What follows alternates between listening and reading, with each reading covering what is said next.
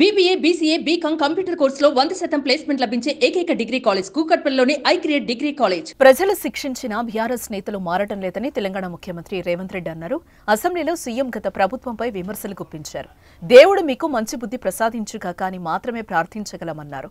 పంచాయతీలుగా మారిన తండాలకు రోడ్డు మార్గం లేదన్నారు. అన్ని తండాలకు మండల కేంద్రం నుంచి బీటీ రోడ్లు వేస్తామని తెలిపారు. తండాలకు విద్యుత్ సౌకర్యం కూడా కల్పిస్తామన్నారు.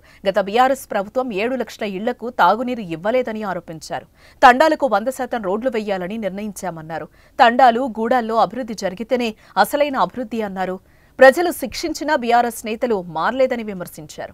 తండాలు గూడాల్లో వసతులు కల్పించడమే కాంగ్రెస్ ప్రభుత్వ లక్ష్యమన్నారు. సీతక్క ఆదిలాబాద్ జిల్లాలో ఐటీడీఏ ప్రాంతంలో ఉన్న గూడాలల్ల నీళ్ల విషయం, కరెంటు విషయం వారిని ప్రత్యేకంగా తీసుకెళ్ళండి. అన్ని గ్రామ పంచాయతీలను తీర్మానాలు చేసి తెప్పించినాము.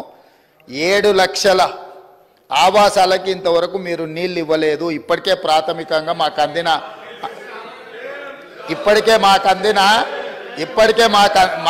అందిన సమాచారము. కాబట్టి అధికారిక లెక్కలు మీకు ఇస్తాము.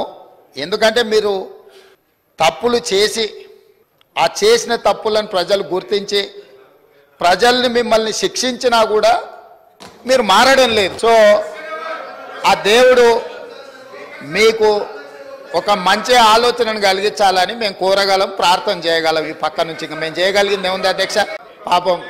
పాపం మంత్రి గారు, మాజీ మంత్రి గారు గతంలో వాళ్ళ నాయకుడు చెప్పిన అబద్ధాలనే ఇంకా బతుకుతున్నాడు.